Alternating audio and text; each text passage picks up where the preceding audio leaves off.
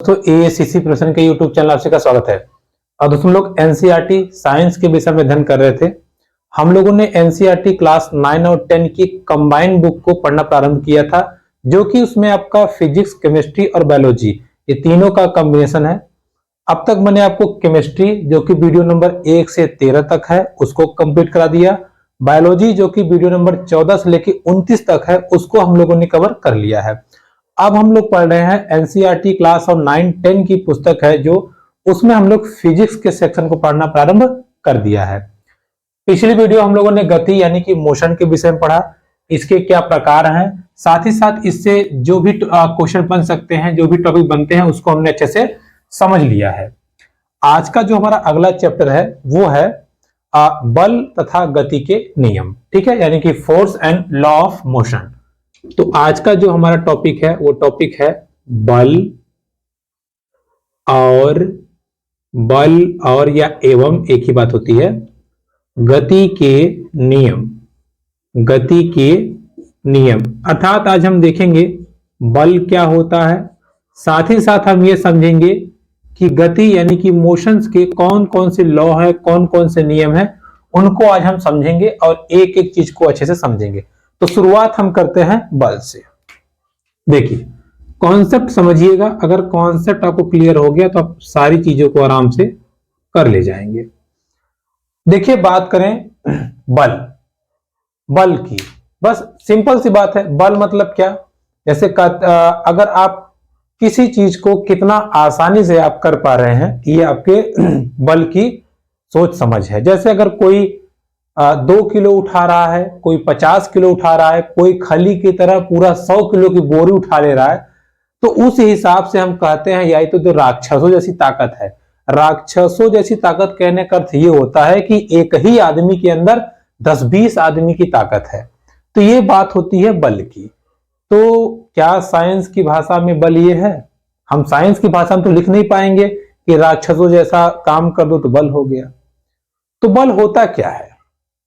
जैसे ये, इसको हमने मार्कर को पकड़ा हुआ है या हाथ पे रखा हुआ है, तो बल के कारण है। हम ऐसे इसको उछाल रहे हैं, बल के कारण है। अभी ये 50 किलो की सीमेंट की बोरी हो जाए तो उछालने में हाथ टूट जाएगा। क्यों? क्योंकि उतना बल हमारे पास है ही नहीं। अर्थात एक कॉन्सेप्ट हुआ। अच्छा, बल मतलब जो किसी भी वस्तु को उछाल सके, ठीक है, या उठा के फेंक सके। आप 50 किलो कोई बोरिया इसे उठाने का प्रयास कर रहे हैं और पूरी ताकत लगा दिए, उसको घसीट सके यानी कि घेरा सके, ठीक है। बल अर्थात किसी चीज को धक्का दे सके, धकेल दें या उसको घिसिया लें, ये क्या होता है? बल होता है। या यहीं से बल की शुरुआत होती है, क्योंकि बल को हम ना देख सकते हैं ना सुन सकते हैं, केवल बल को महसूस कर सकते हैं। जैसे अगर आप हैं, आपका कोई दोस्त धप से मारे तो आप इसे मुंह के बल आगे हो जाएंगे, तो ये क्या है? बल है। या ये गति जो आई बल के कारण आई। इट मींस बल क्या है? बल के कारण हम चीजों को खींच सकते हैं, धकेल सकते हैं, या हमारी तरफ कोई मान लीजिए गेंद आ रही है, हम उसको कैच कर सकते हैं। यानी कि कोई उड़ती हुई चीज, कोई गति करती हुई चीज आती है, हम उसको रोक भी सकते हैं, साथ ही साथ बॉल को उठा के फेंक भी सकते हैं, ठीक है। सोचिए सी बात है। अब जैसे मान लीजिए कोई आदमी है, अगर उसकी बीवी बेलन खींच के मारे और वो खट से पकड़ ले और बेलन उधर ही फेंक दे, यानी कि उसने गति करती हुई चीज को पकड़ भी लिया और फिर फेंक भी दिया। यानी कि किसी वस्तु को, ठीक है, किसी वस्तु की गति को रोक लेना या उस वस्तु को फेंक देना, उसको गति दे देना, किसके कारण संभव हो पाता है? बल के कारण, ठीक है। तो अब धीरे धीरे बल की परिभाषा आपको दिमाग में कुछ आ रही होगी। बल मतलब किसी वस्तु को फेंक देना, फेंक देने की क्षमता। बल मतलब किसी वस्तु को रोक लेने की क्षमता, किसी वस्तु को उठा लेने की क्षमता, किसी वस्तु को कपार पे लाद लेने की क्षमता, ठीक है। और यहीं से बल की जो है डिफिनेशन हो जाती है। या मोटा मोटा एक लाइन में कहें तो बल क्या होता है? किसी कार्य को करने की क्षमता क्या है? बल। हमारी पावर है, हम 2 लोग को उठा लेंगे तो उठा लेंगे, हमारी पावर है 2 भैंस को उठा लेंगे तो उठा लेंगे, भले तो उसके बाद हम खुद उठ जाए, ठीक है। तो ये क्या होता है, बल। किसी कार्य को करने की क्षमता को हम क्या कहते हैं, बल, ठीक है। किसी कार्य को, या शॉर्ट में समझिएगा, कार्य करने की क्षमता, कार्य करने की क्षमता को हम क्या कहते हैं, बल कहते हैं, ठीक है। क्या कहते हैं, बल। चलिए, इतना तो समझ में आ गया कि हाँ, कार्य करने की क्षमता को हम क्या कहते हैं, बल कहते हैं। अब बात को समझिएगा। अब जैसे मान लीजिए, अच्छा ये तो क्लियर हो गया कि यार किसी कार्य को करने की क्षमता को हम बल कहते हैं। अब जैसे मान लीजिए आपके घर है कोई भैंसा, अब आपने भैंसे की रस्सी पकड़ा, कहा चल इधर, उसको खींच रहे हैं आप खूंटा से बांधने के लिए। अब उधर वो देख गया किसको, घास को, या अपनी गर्लफ्रेंड को देख गया, तो उधर वो खींचेगा, नहीं नहीं छोड़ो हमको मिलने जाना है। अब आप उसको खींचे पड़े हैं, चल बदतमीज के कहां जा रहा है, अब उधर ताना पड़ा है, ठीक है, आप भी ताने पड़े हैं, वो भी ताना पड़ा है। अब देखिए, आप इधर खींच रहे हैं, वो इधर खींच रहा है, यहां पे आप खींचे पड़े हैं, यहां पे भैंसा अपना बड़ा खींचा पड़ा है, यानी कि ना तो ये इधर जा पा रहा है, ना आप इधर जा पा रहे हो, ना तो आप उधर खींच पा रहे हो, ना तो ये इधर खींच पा रहा है। इसका मतलब क्या, इसका मतलब यहां जो बल लगा हुआ है, ना तो इधर जा रहा है, ना तो इधर जा रहा है, यानी कि ये बल कौन सा है, या ये बल क्या है, संतुलित बल। कौन सा बल, संतुलित बल। देखिए, संतुलित बल मतलब जब 2 विपरीत बल, एक उधर एक इधर, समान रूप से हो और विपरीत दिशा में हो, तो ऐसे बल को हम क्या कहते हैं, संतुलित बल। क्या कहते हैं, संतुलित बल। जैसे 5 लोग इधर हैं, 5 लोग इधर हैं, जैसे मान लीजिए ये इसको है, अब 5 लोग इधर से धक्का दे रहे हैं, 5 लोग इधर से धक्का दे रहे हैं। अब ये कह रहे हैं कि अगर हम इधर धक्का दे दिए तो हम जीत जाएंगे, ये कह रहे हैं हम दे दिए तो हम जीत जाएंगे, ठीक है। दोनों लोग, वो उधर ढकेल रहा है, ये इधर ढकेल रहा है, वो उधर ढकेल रहा है, ये इधर ढकेल रहा है, वो कुछ नहीं रहा है। कहां से होगा, ये 5 के 5 खाए पिए बॉडी बना ढकेल रहे हैं, ये भी खाए पिए बॉडी में ढकेल रहे हैं, और एकदम बीच में रुका हुआ है, ना तो वो इधर आ रहा है, ना तो वो उधर जा रहा है। तो इस प्रकार के बल को क्या कहते हैं, संतुलित बल। क्या कहते हैं, संतुलित बल। जब किसी वस्तु पर, किसी ऑब्जेक्ट पर, किसी आदमी पर, किसी जानवर पर कई बल काम करें और उसको या उसकी स्थिति को चेंज ना कर पाए, तो इस प्रकार के बल को हम क्या कहते हैं, संतुलित बल। क्या कहते हैं, संतुलित बल, ठीक है।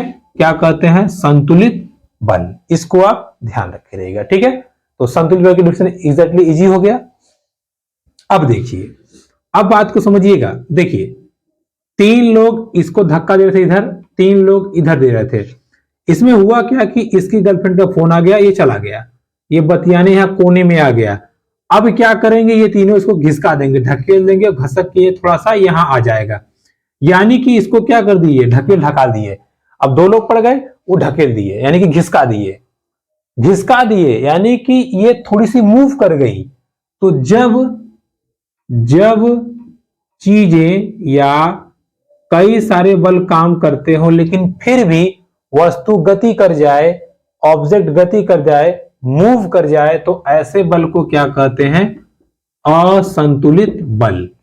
अच्छा, एक बात बताइए, अगर 2 लोग इधर थे, 3 लोग इधर थे, तो वस्तु इधर जाएगी कि इधर जाएगी? तो आप आराम से बता सकते हैं, जिधर ये 3 लोग ढकेल रहे थे, यानी कि इधर, यानी कि बल की दिशा में। तो बल जिधर लगता है, जिस तरफ धक्का देता है, गति भी उसी दिशा में होती है, ठीक है। गति भी क्या करती है, उसी दिशा में होती है। अर्थात संतुलित बल किसी वस्तु को, द्रव्यमान को विरामावस्था में या स्थिर बनाए रखता है, क्योंकि जब पूरा बल लगा रहेगा तो ये कहीं भी हिलेगा डुलेगा ही नहीं। वहीं असंतुलित बल किसी वस्तु को या ऑब्जेक्ट को क्या करता है, गति प्रदान कर देता है, ठीक है। क्या करता है, गति प्रदान कर देता है। जैसे मान लीजिए ये दोनों भिड़े पड़े हैं, इधर भी बल लगा है, इधर भी, अब भिड़े हैं, मान लीजिए अंगूठे से हम दबाए हैं, ठीक है, अंगूठे से हम, देखिए ध्यान समझिएगा, दोनों तरफ दबाए हैं, देखिए कुछ नहीं हो रहा है, ठीक है, देखिए अब देखिए कुछ नहीं हो रहा है। लेकिन अब क्या होगा, जैसे मान लीजिए इस अंगूठे गर्लफ्रेंड का फोन आया, ये हटा, ये देखिए देखिए ये हटा, ये फच देखिए बाहर निकल गया, यानी कि ये वाला बल जो था इसके तरफ घुस गया। तो ये जो बल है मेरा, हम इधर इसका दबा रहे थे तो इधर ही चला गया, यानी कि वस्तु गति किधर करेगी, उसी तरफ जिस तरफ बल लगा है। बात को समझिएगा भाई, ये दो ऑब्जेक्ट थे, हमने अंगूठे से दबा रहे हैं हम, ठीक है, बल हम लगा रहे हैं, इसको सोच रहे हैं दाब इधर, इसको सोच इधर, दाबे हैं, कुछ नहीं हो रहा है, तो ये हो गया संतुलित बल। दो बल काम कर रहे हैं एक दूसरे के विपरीत, लेकिन कुछ नहीं हो रहा है, तो संतुलित बल। अब इसकी लाल वाले की गर्लफ्रेंड के फोन आ गया, ये जैसे ही हटा, देखिए ये इधर मूव कर गया, यानी कि ये वाला धक्का दे दिया, तो ये बल इधर चला गया। अर्थात असंतुलित बल वस्तु को गति देता है बल की दिशा में, और संतुलित बल वस्तु को स्थिर बनाए रखता है। ठीक है, बहुत सारे इसके एग्जाम्पल आप देखते होंगे, जैसे दो लड़कियां अगर झोटा उपाड़ लड़ रही हैं, तो जो आपस में लड़ रही हैं तो बराबरी में रहेंगी। अगर कोई मोटी है, हेल्दी है, तो पतली की से घराते हुए लेके चली जाएगी। ठीक है, वही अगर दो लड़के लड़ रहे हैं, मान लीजिए एक भैंसा काला सांड है, एक नॉर्मल है, तो काला सांड उसको पकड़ के घसीटते हुए लेके चला जाएगा। अर्थात जिसके पास पावर ज्यादा होगी तो वो अपना आराम से काम कर लेगा। ठीक है, तो इसको आप ध्यान रखिएगा। संतुलित बल और असंतुलित बल, आई होप आपको समझ में आ गया होगा। ठीक है, एग्जाम में पूछता है कि रस्सी के एक टुकड़े को 10 आदमियों ने पकड़ा है, एक टुकड़े को 9 आदमियों ने पकड़ा है, बाईं तरफ से दाईं तरफ से, तो रस्सी या किस तरफ के लोग की तरफ ज्यादा बल है, या संतुलित बल या असंतुलित बल की दिशा किस तरफ है, तो आप वहां से देख के ध्यान से बताइएगा। ठीक है, चलिए आगे बढ़ जाए। अब देखिए, ये हो गई थोड़ी सी, हमने आपको झलक दिखा दी किसकी, बल की, संतुलित बल की और असंतुलित बल की। अभी मैंने जब आपको बताया था कि असंतुलित बल, मैंने आपको बताया था कि असंतुलित बल क्या होता है। 5 आदमी इधर धक्का दे रहे हैं, 2 आदमी इधर से, तो ये 5 आदमी ढकेल के उधर कर देंगे, यानी कि इधर धक्का दे रहे थे उधर ही कर देंगे। अर्थात असंतुलन, डिस्टरबेंस हो जाएगी।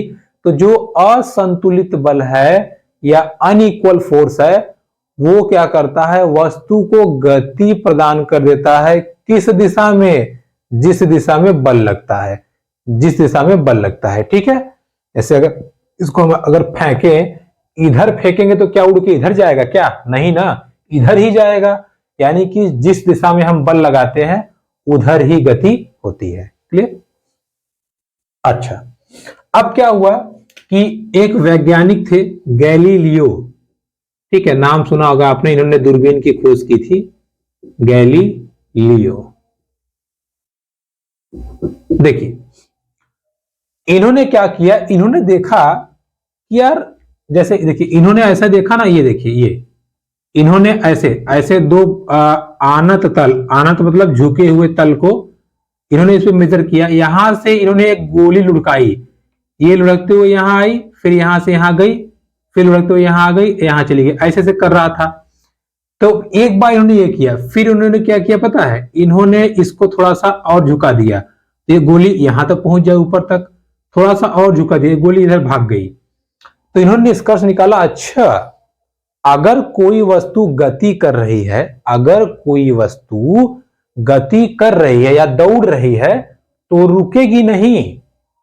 कब रुकेगी, जब ये दिवलिया ऊपर तक था, यानी कि कोई तो रोकने वाला हो तब तो रुकेगी। भाई अगर हम इस मार्कर को ऐसे फेंक दिए, ये हाथ रोकने के लिए था तो रुका, हाथ ना होता तो फट से नीचे गिर जाता है ना। ऐसे ऐसे देखिए, ये नीचे गिर गया, मेरा हाथ नहीं लगा, नीचे गिर गया। लेकिन ये ऐसे उड़ा, देखिए ये हाथ रोक लिया, उड़ा ये रोक लिया, उड़ा ये रोक लिया। ठीक है, जैसे कि अब अगर फॉर एग्जाम्पल, अगर कोई आपको आधा लेके मारे भड़ाक से, और अगर आपने ऐसे हाथ से पकड़ लिया, रोक लिया, तो उसका आधा रुक जाएगा, नहीं तो आपकी आंखें फूट जाएगी, काना हो जाएंगे या मुंह फूट जाएगा। तो सीधी सीधी बात है, अगर कोई चीज फेंकी गई है, मोशन कर रही है या गति कर रही है, तो उसको रोकने के लिए हमें क्या करना पड़ेगा? बल लगाना पड़ेगा। क्या करना पड़ेगा? बल लगाना पड़ेगा। ठीक है, क्या करना पड़ेगा? बल लगाना पड़ेगा। तो इस बात को देखा गैलीलियो ने। उन्होंने कहा यार ये है क्या, ये क्या है? इस चीज की वो खोज कर रहे थे, तब तक पता चल गया किसको? न्यूटन को। किसको पता चल गया? ये बात पता चल गई किसको? न्यूटन को, आइजैक न्यूटन। इन्होंने कहा रुकिए रुकिए रुकिए, ठहरिए ठहरिए, आप ये क्या काम कर रहे हैं? आप जाइए दूरबीन बनाइए, हम अगला काम करते हैं। तो यहां से सारी चीजें पॉइंट आउट कर लिया किसने? न्यूटन ने।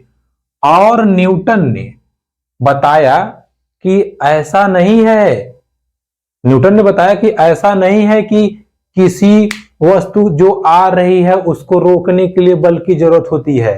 कहें तब? कहें रोक के फेंक भी दीजिए, रोक के फेंक भी दीजिए।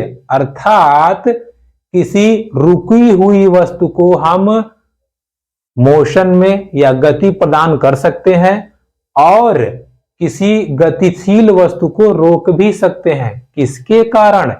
बल के कारण। ठीक है, किसके कारण? बल के कारण। किसके कारण? बल के कारण। ध्यान रखे रहेगा।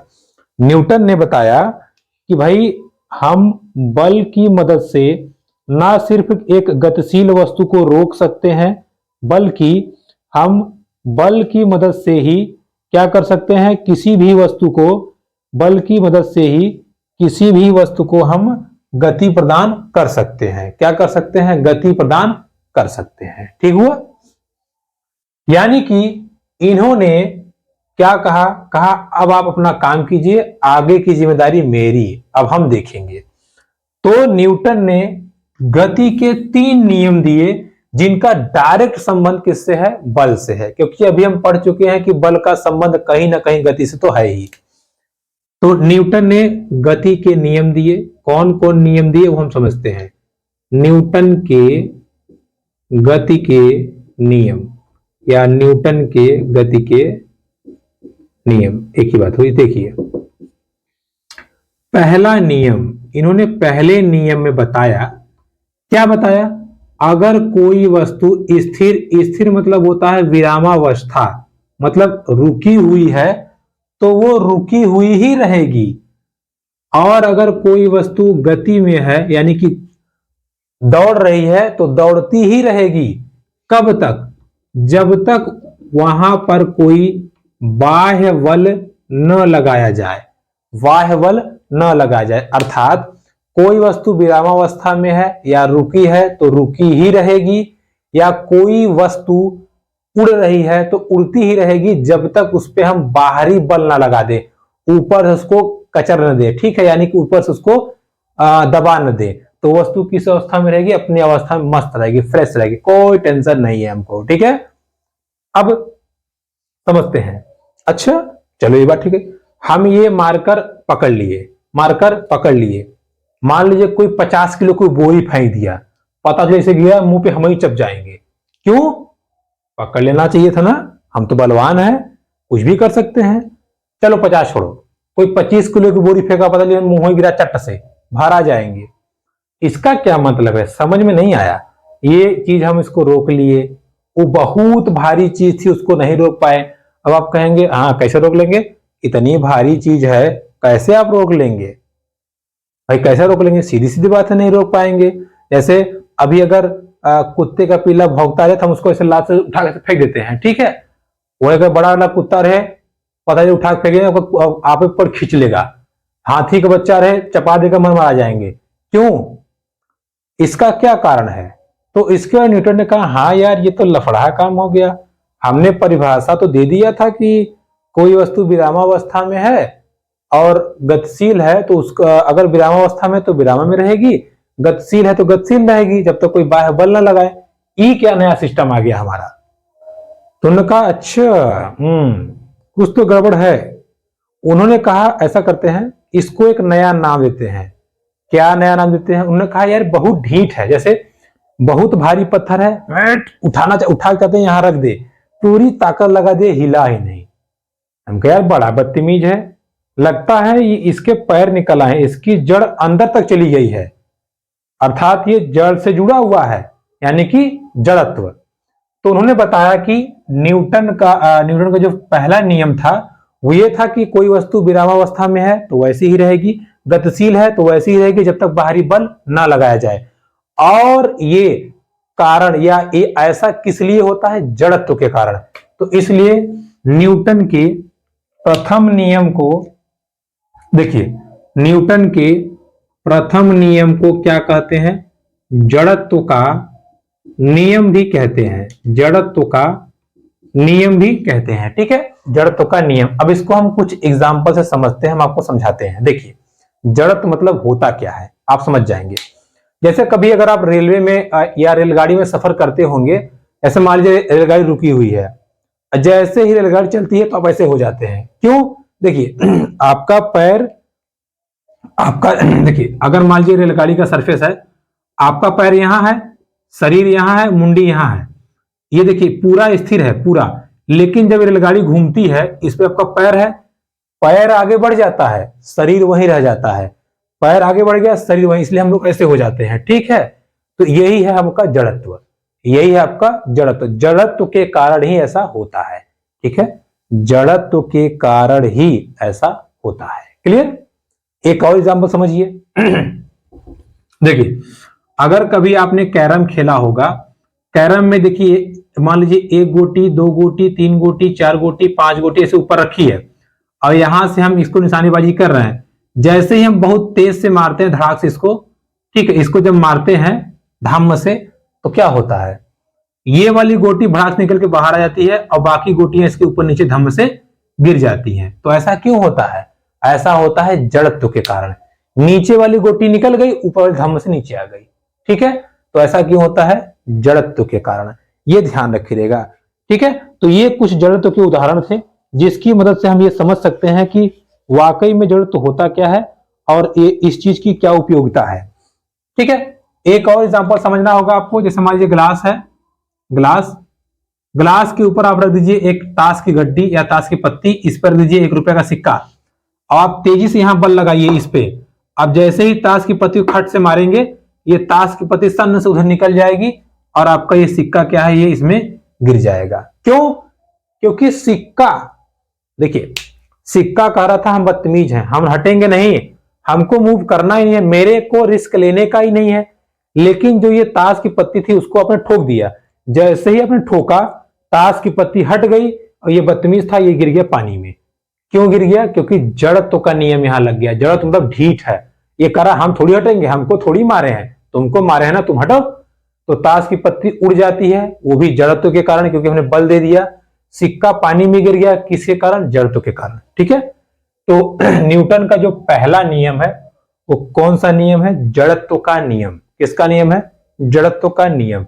न्यूटन का जो पहला नियम है वो क्या है? जड़त्व का नियम। ठीक है, किसका नियम है? जड़त्व का नियम। चलिए आगे बढ़ते हैं, आगे बात करते हैं न्यूटन के दूसरे नियम के बारे में या द्वितीय नियम। ठीक है, किसके नियम के बारे में? द्वितीय नियम के बारे में। देखिए हर फिजिक्स में हर चीजें एक दूसरे से रिलेट करती हैं, तो हम यहां कर देंगे, कोई टेंशन वाली बात नहीं है। देखिए अच्छा, अब आप खुद बताइएगा, हमने ये पढ़ा कि जब हम बल लगाते हैं तो चीजें गति करती हैं। नो डाउट, बिल्कुल करती हैं। अच्छा, जैसे मान लीजिए, अब क्या हम आपको बता रहे हैं, मान लीजिए ये लड़का है, ठीक है, ये लड़का बड़ा खुश है। खुश इसलिए है, किसलिए खुश है? ये लाया फुटबॉल। ठीक है, क्या लाया? फुटबॉल।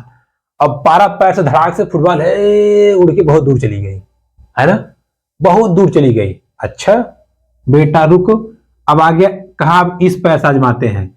इधर रख दिया हमने पत्थर, मतलब फुटबॉल के शेप का पत्थर, पत्थर वाला बॉल। पारा धड़ाक से अरे मैयारी करते हुए बैठ गया। क्यों? क्यों बैठ गया? एक तरफ फुटबॉल को उड़ा दिया, बहुत दूर गया, दूसरी तरफ पत्थर की गेंद को मारा, बैठ गया। क्यों बैठ गया भाई? तो अब आप कहेंगे फुटबॉल बहुत होगा, 100 ग्राम का होगा और जो ये पत्थरवा था ये 100 किलो का था, तो चोट तो लगेगी ही लगेगी। ऐसा आप क्यों कर रहे हैं? तो मीन्स इसका ये हो गया कि मास यानी कि किसी भी वस्तु को जब हम गति प्रदान करते हैं या जब उस पर हम बल लगाते हैं, तो बल इस बात पर निर्भर करता है कि उसका द्रव्यमान कैसा है।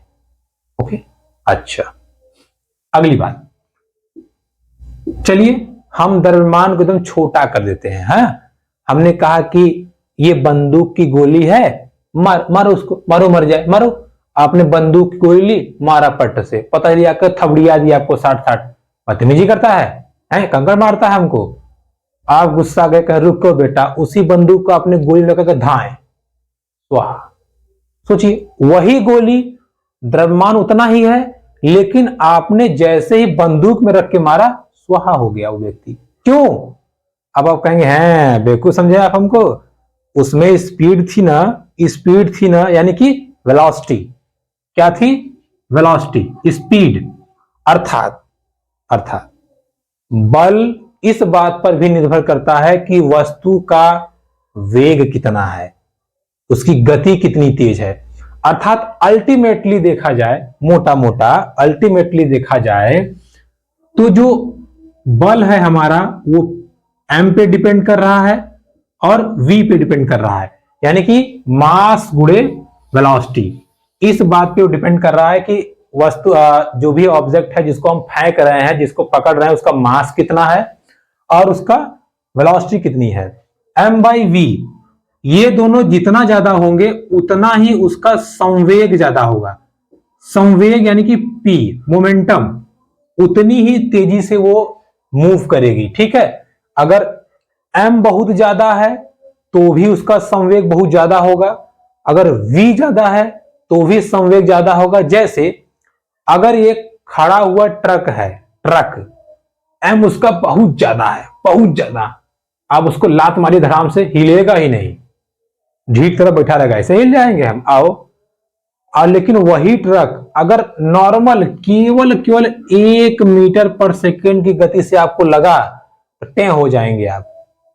सोचिए गति उसको हल्की सी मिली, लेकिन m इतना ज्यादा है कि उसका संवेग बढ़ जाएगा, बहुत ज्यादा बढ़ जाएगा। दूसरा एग्जांपल, v बहुत कम है, मान लीजिए m मान लीजिए बहुत कम है 1, लेकिन v मान लीजिए 200 है, 200 मीटर पर सेकंड। बंदूक की गोली धार से लगेगी, आपके सीने को छेद कर जाएगी। दोनों परिस्थितियों में अगर v ज्यादा हुआ तो भी, m ज्यादा हुआ तो भी, दोनों परिस्थितियों में हमारा संवेग बढ़ जाता है, यानी कि p, संवेग बढ़ जाता है यानी कि p। तो चाहे m बदले और चाहे v बदले, चाहे m बदले चाहे v बदले, दोनों परिस्थितियों में हमारा कौन चेंज हो जाता है? हमारा p चेंज होता है। कौन चेंज होता है? p। और इसी को हम क्या कहते हैं? संवेग परिवर्तन। संवेग परिवर्तन, जो कि किसके लिए रिस्पॉन्सिबल होता है? फोर्स के लिए। ठीक है, संवेग परिवर्तन की दर, संवेग परिवर्तन की दर को हम क्या कहते हैं? संवेग परिवर्तन की दर को हम कहते हैं फोर्स, या लगा हुआ बल, या द्रव्यमान। ठीक है, फोर्स। तो न्यूटन का द्वितीय नियम यही है कि संवेग परिवर्तन की दर उत्पन्न बल या लगाए बल के बराबर होता है।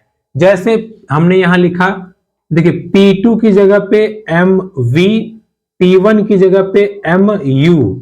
u मतलब पहले की गति, v मतलब बाद की गति। इसमें से m बाहर ले लीजिए, v माइनस u, और v माइनस u यानी कि ये जो चेंजिंग है v माइनस u की, और बाई t अगर आप कर देते हैं तो ये हो जाएगा एक्सेलरेशन, यानी कि त्वरण, यानी कि F बराबर पूरा हमारा फॉर्मूला आ जाता है ma, और यही हमारा एग्जैक्ट फॉर्मूला है, और यही न्यूटन के सेकेंड लॉ यानी कि न्यूटन के द्वितीय नियम का जो इक्वेशन है वो है F equal to ma। a क्या है? त्वरण, m क्या है? मास, और फोर्स क्या है? फोर्स बल है। अर्थात किसी वस्तु में त्वरण उत्पन्न करने के लिए या उसको बढ़ाने के लिए बल की जरूरत होती है या बल की मदद से हम उस वस्तु की गति को बढ़ा सकते हैं, उसका हम त्वरण बढ़ा सकते हैं। ठीक है, याद रहेगा। जैसे अगर फुटबॉल है, उधर से आ रही है, जितना तेज मारेंगे उतना तेज सन से उधर उड़ के जाएगी। ठीक है, यानी कि बल की मदद से हम वस्तु का वेलोसिटी बदल सकते हैं, मास तो नहीं बदल सकते, लेकिन जैसे ही वेलोसिटी चेंज होगी वो तुरंत हो जाएगा संवेग परिवर्तन, और संवेग परिवर्तन हो गया तो यही हमारा होता है क्या, क्या होता है, फोर्स। ठीक है, और इससे संवेग परिवर्तन की जो दर है डीपी, ये डीपी जो है संवेग परिवर्तन की दर, यानी कि एम डीवी मतलब डीवी बाई डी टी, और यही rate of change of velocity क्या होता है, एक्सेलरेशन। तो force equal to m a. देखिए हम लिखते बहुत कम है, सारी कैपेसिटी समझाने पे है, तो आपको दिमाग में डिलीवर करना है, ना कि कॉपी पे। ठीक है, तो ध्यान रखिएगा। संवेग परिवर्तन की दर क्या होती है, फोर्स।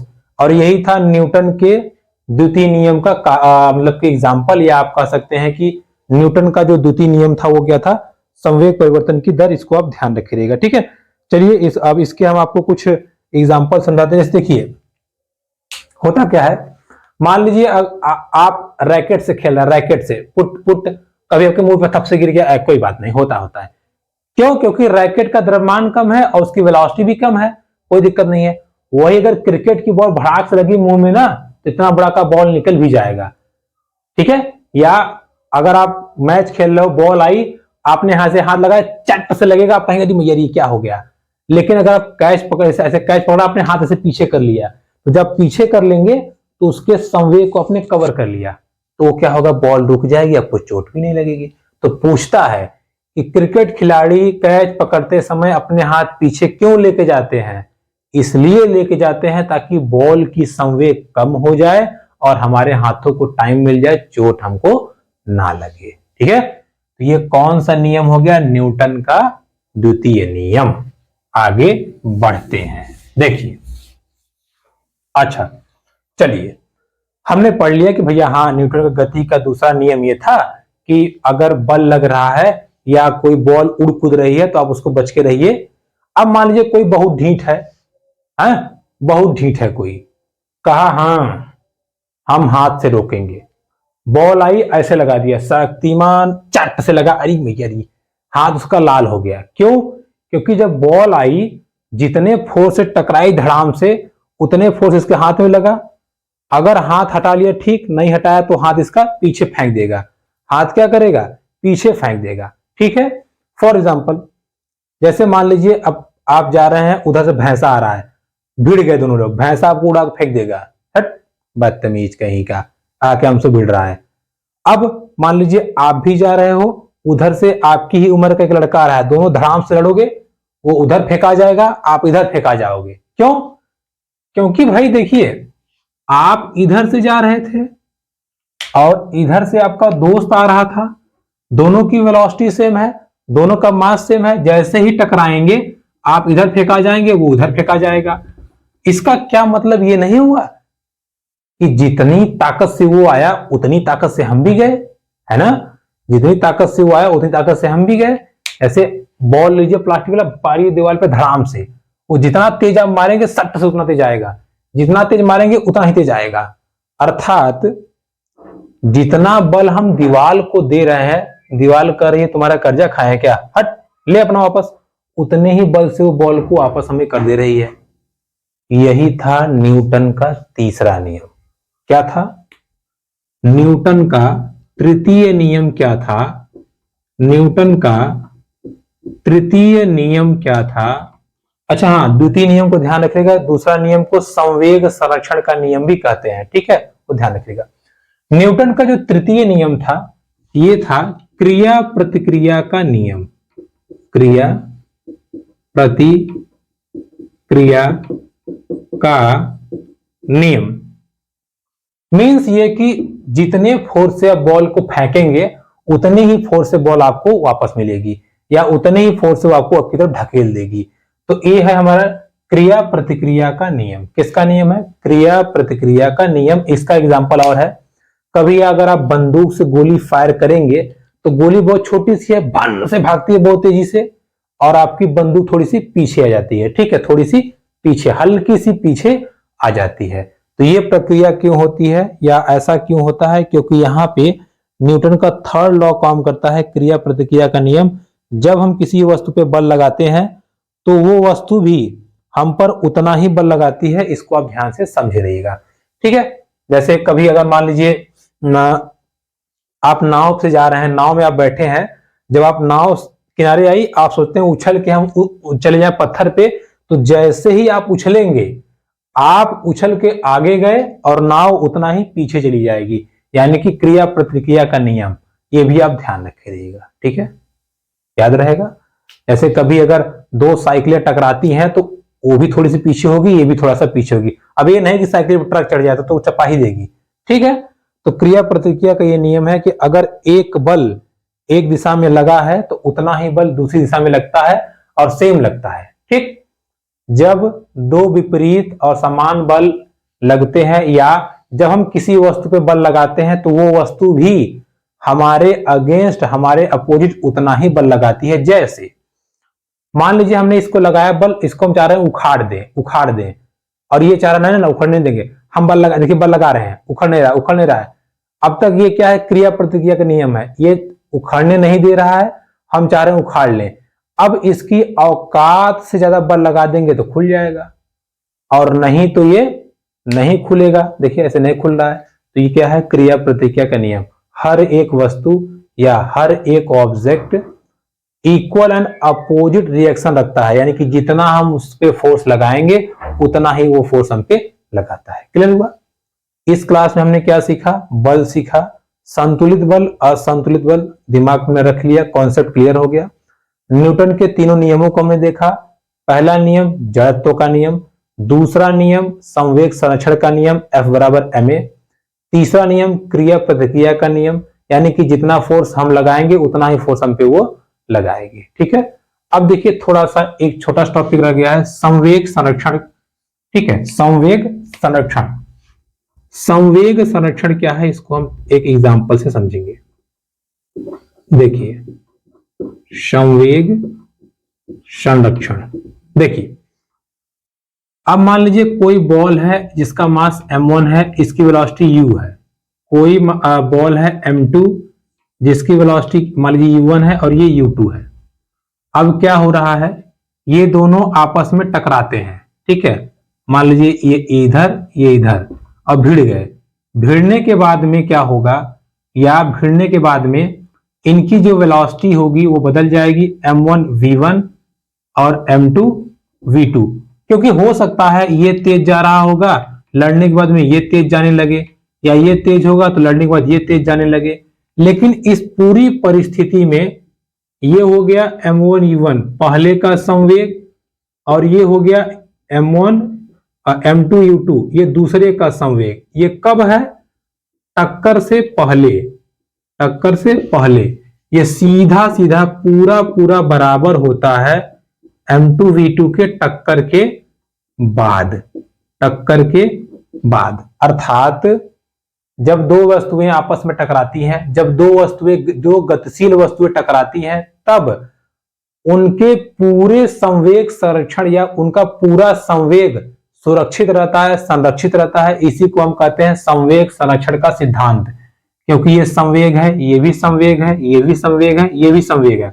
हो सकता है इसकी वैल्यू कम हो, इसकी ज्यादा हो, तो ये ज्यादा हो जाए, ये कम हो जाए, या दोनों में बराबर बट जाए, लेकिन कभी भी ये वैल्यू कम ज्यादा नहीं होगी। जैसे मान लीजिए 5 है, ये 4 है, तो होगा क्या? मान लीजिए 3 हो जाए, ये 6 हो जाए, तब भी देखिए 9 है।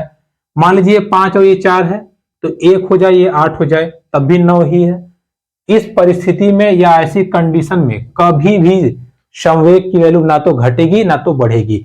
इसी को कहते हैं संवेग संरक्षण का सिद्धांत, ठीक है, ये ध्यान रहेगा। तो दोस्तों ये थी आज की हमारी क्लास बल और गति के नियम पर, जो कि हमारा एनसीईआरटी क्लास 9 और 10 के साइंस के में फिजिक्स का सेक्शन हमारा चल रहा है। वीडियो पसंद आई हो तो please like, comment and share subscribe to channel. धन्यवाद।